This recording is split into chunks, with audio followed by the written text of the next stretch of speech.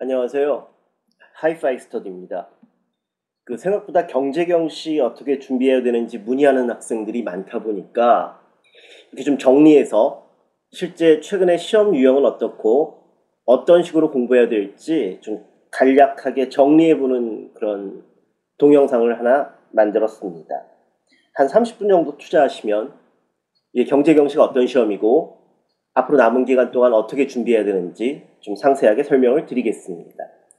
일단 제일 좋은 점은 경제경시가 어떤 시험이고 어떤 식으로 준비해야 될지 좀 디테일하게 웹페이지에 보시면 쭉 이렇게 8회 고교 경제경시대회 준비 방법 이렇게 좀 정리를 해놨습니다. 이걸 읽으셔도 좋고 어차피 같은 웹페이지에 있는 거니까 지금 저랑 같이 한번 쭉 살펴보셔도 좋습니다. 보시면 경제경시는 기본적으로 총 100점 만점이고요. 객관식 40문항에 70점, 주관식 3문항 또는 2문항, 작년도 같은 경우에 2개 나왔었죠. 길게 30점으로 구성되어 있습니다. 시간은 120분, 2시간인데 작년 같은 경우에는 학생들이 상당히 모자르다는 그런 얘기를 했었었고요. 자, 실제 시험지를 보면서 요 채점 기준 배점표 이런 거 잠깐 보실까요? 자, 이게 작년도 7회, 그러니까 올 1월이죠. 2010년 1월. 그러니까 7회 경제 한마당 시험지인데 보시면 총 120분이고요. 120분이고 총점 100점이고 객관식 70점, 주관식 30점. 3점짜리가 6개, 2점짜리가 18개, 1점짜리 16개, 76점 중에서 54점이 2점이나 3점 어려운 문제들이고요. 1점짜리는 16개밖에 없습니다. 30점짜리 주관식인데 2문항이고 거의 예년과는 조금 달리 논술형이 아니라 비용 편익 계산하는 그런 문제들이 나왔습니다. 이게 실제 시험지니까요.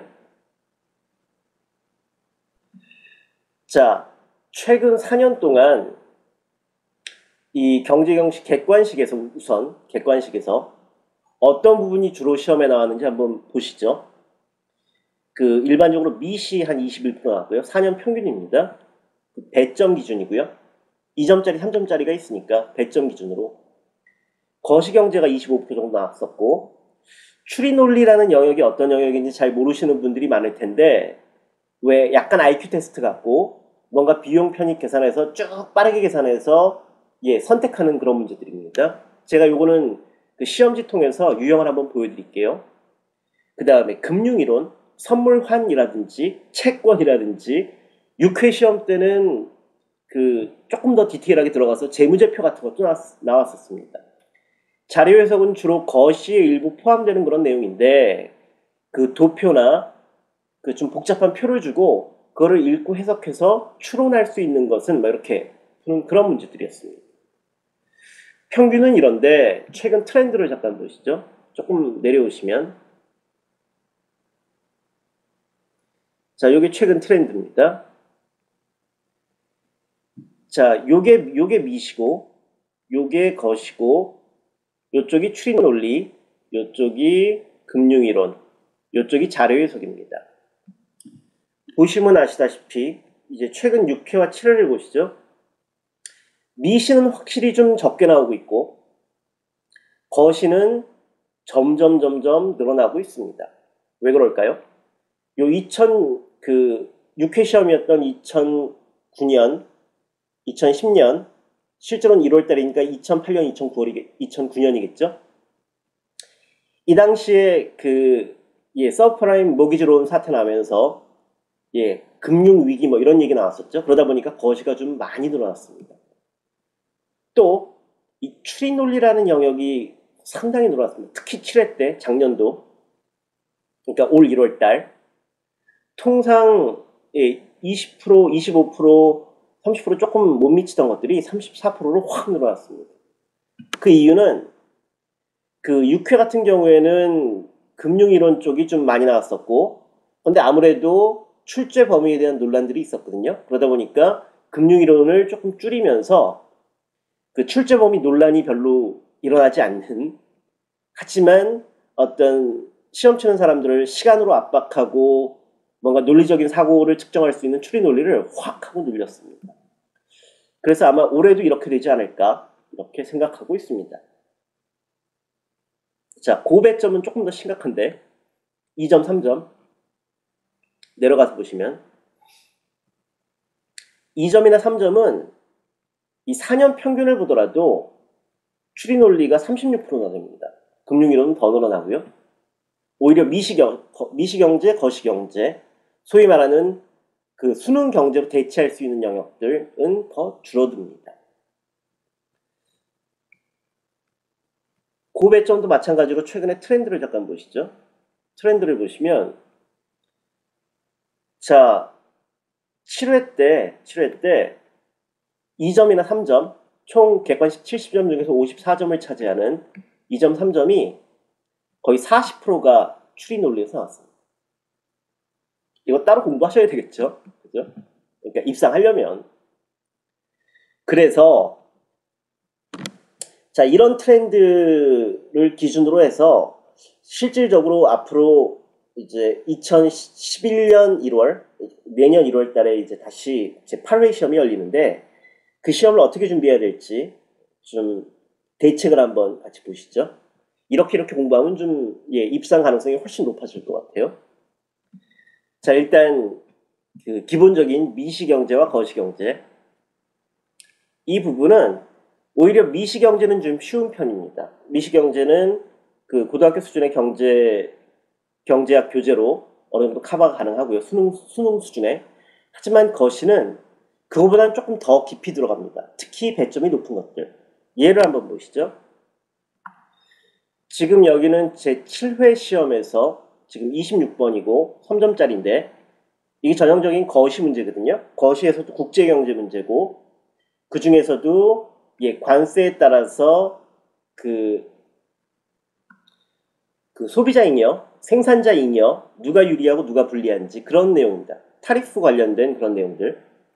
그런데 타리프 관련된 내용들, 관세 관련된 내용들이 고등학교 경제 교과서에는 상당히 약하게 취급되고 넘어갑니다. 상당히 디테일하죠? 관세 문제거든요. 그래서 관세를 얼만큼 인하하면 수입 수출은 어떻게 되고 누가 더 유리하고 뭐 이런 문제입니다. 그렇기 때문에 특히 거시 부분은 그 애석하게도 경제학 원론에 해당하는 부분, 경제학 원론 책이 상당히 그 맨큐의 경제학 같은 굉장히 두꺼운데 그걸 다 보지 않더라도 몇몇 나오는 포인트들은 꼭 좀 봐줘야 될 것 같습니다. 문제가 좀 고배점짜리가 거시에서 좀 깊이 들어가다 보니까 그렇고요. 다음은 뜨거운 감자, 이 추리 논리라는 부분을 보시죠. 굉장히 많이 나오고 있고요.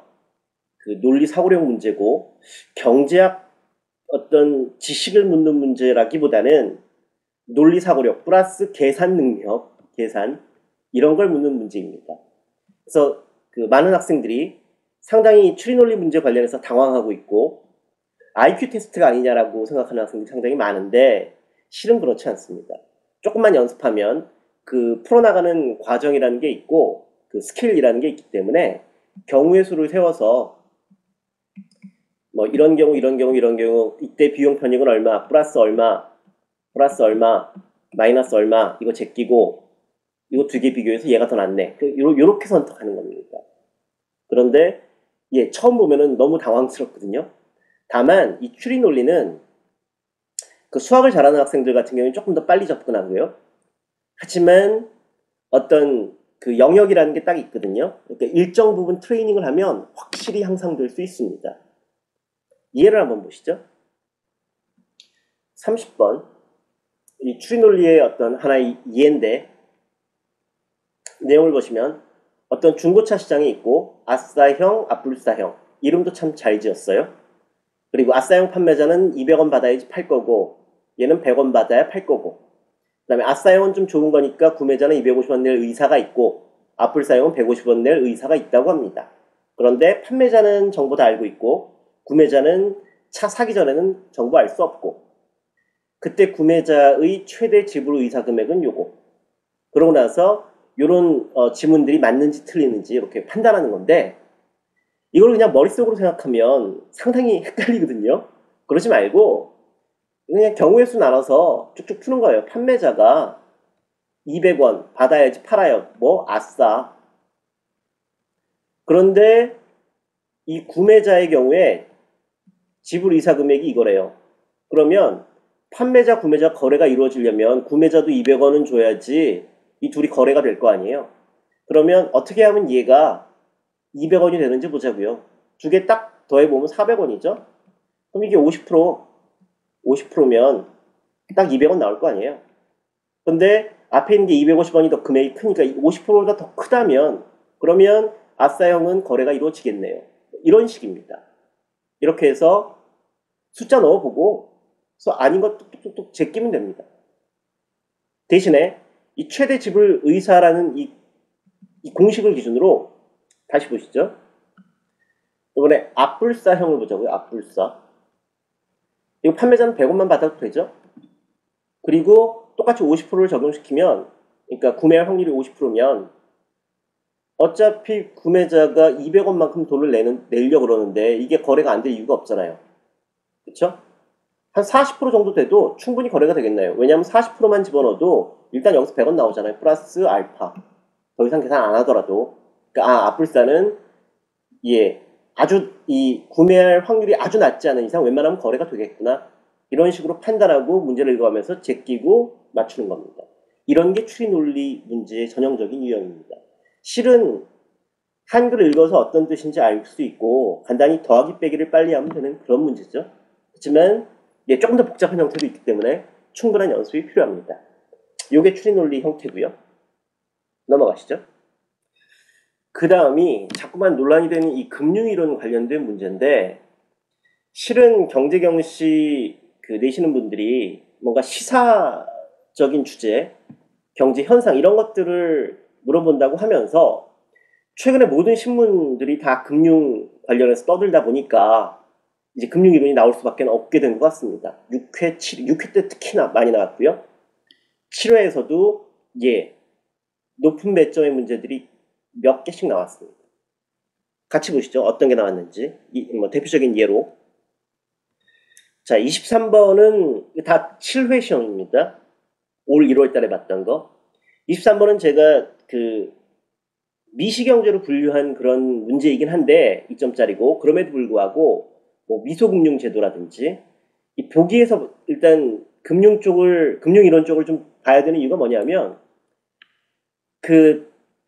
보기에서 무슨 스톡옵션을 제공한다는 게 어떤 의미인지 주식시장에 상장된 기업의 기업 정보를 공시한다는 게 어떤 의미인지 전혀 감을 못 잡으면 아예 금융이론이라고 낸 문제가 아니더라도 문제를 푸는데 지장들이 생깁니다.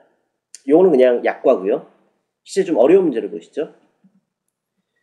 여기 18번, 19번 보시면 중간에 보시면 채권을 얼마에 구입해서 이자율이 몇 프로, 채권에 투자한 경우에는 어쩌고 저쩌고. 자, 그래서 2점짜리인데 채권 투자에 따른 위험을 제거하기 위해서 결국 채권의 수익률을 알아야지 그것을 상쇄할 수 있는 어떤 보험료를 맞출 수 있는 그런 문제거든요. 전형적인 금융이론 문제고. 또 31번과 32번 보시면 굉장히 자주 나왔던 선물환, 이게 아비트리지라고 그래서 차익거래 이런 관련된 내용들도 나왔었고요. 지금 이거 7회 시험인데 파생금융상품 관련해서 선물환 관련해서 어떻게 해서 균형은 얼마고 얼마면 투자한다 안 한다. 그렇죠? 이게 몇 점짜리였죠? 2점짜리입니다. 32번 달러 캐리 트레이드. 그래서 채권에 대한 몇 프로 세금. 그럴 경우에 금융거래세 관련해서 어떻게 되는지. 전형적인 금융이론이고 미시 거시 경제한다고 이런 거 안 나오거든요. 그래서 금융이론도 아주 많은 내용이 나오는 건 아니니까 추가적으로 일부 공부는 해야 됩니다. 다시 말씀드리면 입상하려면 할 게 좀 많습니다. 넘어가시죠. 자, 다음은 자료 해석인데 자료 해석은 그냥 대략 먼저 아시겠죠? 표랑 그래프 같은 거 나오고 어떻게 그 표나 그래프에서 추론해야 될지